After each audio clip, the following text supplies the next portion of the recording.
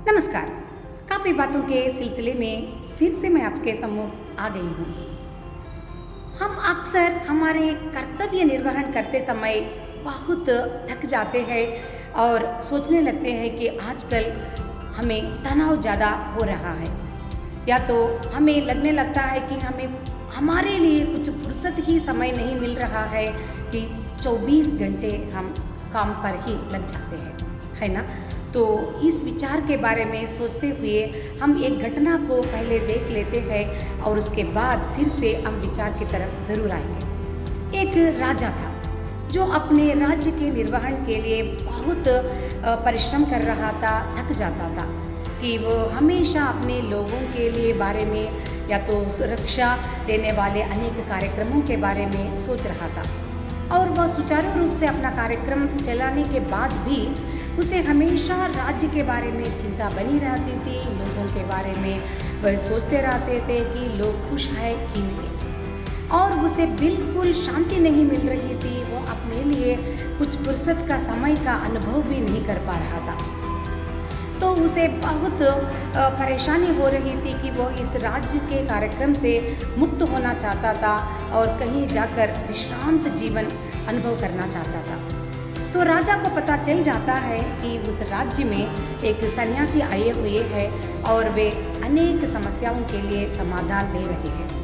तो राजा भागते हुए सन्यासी के पास जाते हैं और राजा पूछते हैं कि मुझे चिंता से मुक्त होकर एक विश्रांत जीवन जीने का जो ललक है।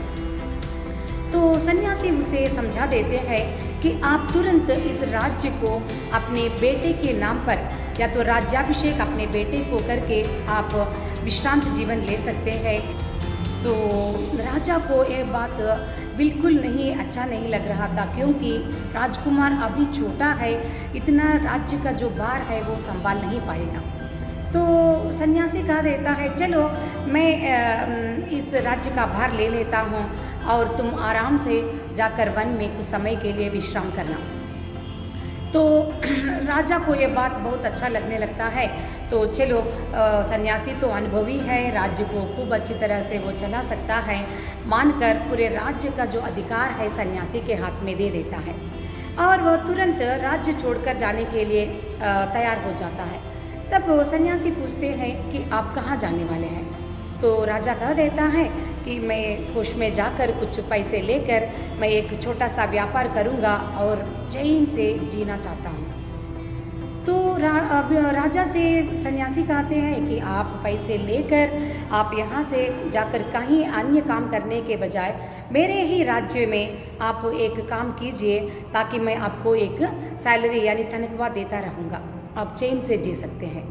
तो राजा को ये बात बहुत अच्छा लगने लगा, सन्यासी के पास ही वो काम करने लगा। अब तक राजा के रूप में जो काम कर रहा था उसी काम को अब से सचिव बनकर काम करने के लिए उसने स्वीकृति। तो राजा ने इसे भी स्वीकार कर लिया और खूब मन लगाकर जो सन्यासी के राज्य के जो कार्यक्रम है सब कुछ ठीक तरह से करने लगा। पहले के मुकाबले में राजा बहुत अच्छी तरह से काम करने लगा और उत्तम फल भी आने लगा। लोग भी पहले से ज़्यादा अधिक सुखी अनुभव करता था। तो राजा जब यह समाचार सन्यासी से कहता है और पूछता है कि यह काम मैं राजा के रूप में भी कर रहा था, तब यह काम ऐसा क्यों नहीं हो रहा था, तो अब मैं बहुत चैन से उस काम को कर रहा हूँ, इसके पीछे रहस्य क्या है। तो सन्यासी हंस देते हैं और कहते हैं, इससे पहले राज्य का जो भार है तुम उसे अपना एक राज्य समझकर, मेरा कर्तव्य समझकर, एक मेरा काम है समझकर कर रहा था, कि अब तुम एक सन्यासी का राज्य समझकर सिर्फ अपने काम के ऊपर ध्यान दे रहा है, बाकी उससे जुड़े हुए अनेक विचारों के बारे में अब नहीं सोच रहा है। इसलिए उस काम को तुम 100% क्वालिटी के साथ तो कर रहा है। तो यही एक सिद्धांत हम अपने जीवन से भी अप्लाई करके देख सकते हैं। जब तक हम किसी काम को करते समय उस काम से संबंधित विचार तक ही हम रखते हैं, तो उस काम को हम 100% न्याय कर सकते हैं या तो जस्टिफिकेशन कर सकते हैं, है ना। मगर हम अनेक विचारों को मिलाते हुए एक काम को करते रहते हैं, या तो हमारा दिमाग 10 दिशाओं में, जैसे अष्टावधान करने वाले लोग 10 लोगों के उत्तर के लिए तैयार करते रहते हैं, ठीक वैसे ही हम भी अनेक विचारों से जुड़े हुए रहते हैं और तनाव का कारण हम खुद बन जाते हैं, है ना। हमारे धर्म ग्रंथों में भी धार्मिक कार्यक्रम हम करते समय पंडित जी हमसे एक बात हमें कहने के लिए कहते रहते हैं, इदम न मम। आपने भी सुना होगा। तो इदम न मम का अर्थ है यह मेरा नहीं है। तो जब हम किसी भी विषय को हमसे अलग करके सिर्फ हम उस काम को करने के बारे में सोचते हुए करते हैं, तब उसकी जो परिणाम आप देख लीजिए, उसमें आप अधिक गुणवत्ता के साथ उस काम को करने लगते हैं। क्योंकि किसी भी संस्था में काम करने वाले जो भी कर्मचारी, यह एक फैक्ट्री मेरा नहीं है, मेरा मालिक ने मुझे एक काम दिया है, बस मुझे एक काम करना है, तब उस काम को 100% कॉन्सेंट्रेशन के साथ करता है ना। तो इदम न मम, यह मेरा नहीं है, बस मुझे एक काम सौंपा गया है। हम सबको भी भगवान ने इस धरती पर भेजते समय एक एक काम को हमें सौंप कर वे इधर भेजे हैं। तो उस काम को बस करना ही हमारा कर्तव्य बन जाता है कि यह मेरा नहीं है, इन सब को छोड़कर हम एक न एक दिन हम जाने वाले हैं। मगर जब तक हम यहाँ है, तो जिस काम को हमें सौंपा गया है, जितने दिन हमें करने के लिए कहा गया है, उतने दिन हम उस काम को हमें अपना समझकर हम काम करना होगा। मगर इस थाट के साथ इदम न मम, मगर वो हमारा बिल्कुल नहीं है, मगर हमें वह काम सौंपा गया मात्र है ना। तो इस विचार के साथ मुझे एक उदाहरण याद आ रहा है। रामायण में भरत भी ऐसा ही एक कार्य किया था। जबकि राज्य का भार कैकेयी के द्वारा भरत को मिला था, मगर वो कभी भी राजा बनकर राज्यपाल नहीं किया था। वे राम के अनुयायी बनकर, या तो राम के जो पादुकाओं को वो सिंहासन पर रखकर सिर्फ सचिव के रूप में राजा का सारा कर्तव्य वो निभा रहा था।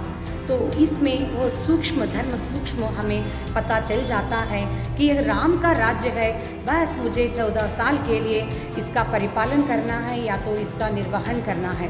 तो इस दृष्टि से जब हम काम करने लगते हैं, तो हम अपना संपूर्ण योगदान उस काम को दे सकते हैं और एक स्पिरिचुअल थाट भी हम उसके साथ जोड़कर रखते हैं कि इदम न मम, यह मेरा नहीं है, मगर मुझे एक काम सौंपा गया है, इसे मुझे 100% कंसंट्रेशन के साथ मुझे करना मात्र मेरा कर्तव्य है ना दोस्तों।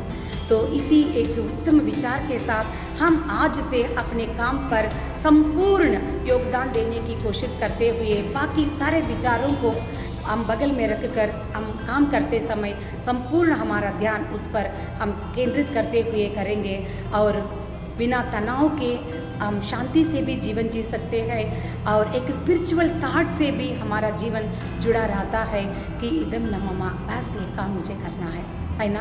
तो इसी उम्मीद के साथ इस वीडियो को इधर हम समाप्त करते हैं। अगले हफ्ते मैं आपके सम्मुख फिर से एक नए विचार के साथ आने वाली हूँ। तब तक के लिए मुस्कुराते रहिए और आप अपने मन के विचार ज़रूर हमसे मैसेज बॉक्स में शेयर कीजिएगा। और काफ़ी बातें चैनल को लाइक शेयर करना और सब्सक्राइब करना तो ज़रूर ना भूलिएगा। थैंक यू, धन्यवाद।